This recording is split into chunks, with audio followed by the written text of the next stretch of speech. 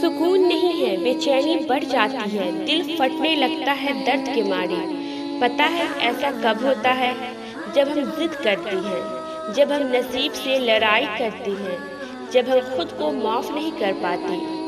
हमारा मसला ही यही है कि हम मुंह से तो कह देते हैं कि अल्लाह पर छोड़ दिया ये मामला, अब जैसा वो करेगा उसी में हम राजी, लेकिन दिल में फिर भी कहीं ना कहीं हम चाहते हैं कि वही हो जो हम चाहते हैं।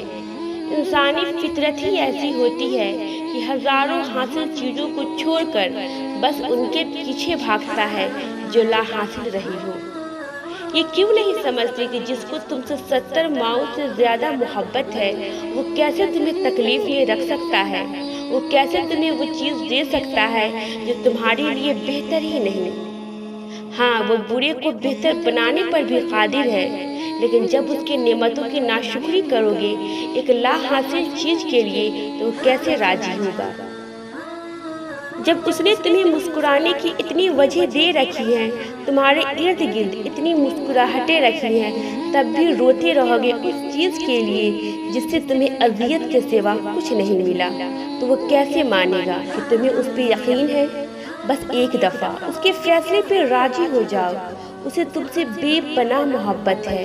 बस एक दफा उसकी मोहब्बत की लाज रख लो, उसकी मोहब्बत जीत जाओगी तो कायनात की सारी मोहब्बतें जीत जाओगी। यकीन रखोगे कि या वो नसीब बदल देगा या दिल मोड़ देगा।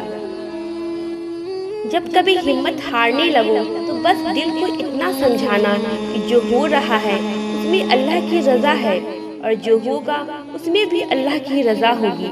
पता है हम बेसकून तब होते हैं जब हम अल्लाह पे उस तरह यकीन नहीं रखते जैसे रखना चाहिए, फिर हमारा दिल बेचैन रहता है और हर चीज बेबानी और उदास सी लगती है। इसलिए एक लंबी सांस लो और गुजरा हुआ अच्छा वक्त याद करो, और अगर याद करने को गुजरा हुआ अच्छा वक्त भी न मिल रहा हो तो आंखें बंद करके एक दफ़ा उन तमाम मराहिल पर नज़र दौड़ाओ जिन पे अल्लाह ने तुम्हें तुम्हारे कहने से पहले ही संभाल लिया था। उसकी नेमतें याद करो, उसकी हिकमतें याद करो, उसकी ताकतें याद करो, रात का दिन में और दिन का रात में बदलना याद करो, और आखिर में उसका वादा याद करो कि हर मुश्किल के बाद आसानी है, हर अंधेरी रात के बाद चमकता हुआ सवेरा है, और उसे अपने करीब महसूस करो। भूल जाओ कि कोई शरक का भी फासला है, बस बेसाख्ता होठों पे उसका नाम तारीख कर लो, फिर देखना ये शरक का फासला भी ख़त्म हो जाएगा और वो कैसे सुकून बनकर तुम में समा जाएगा।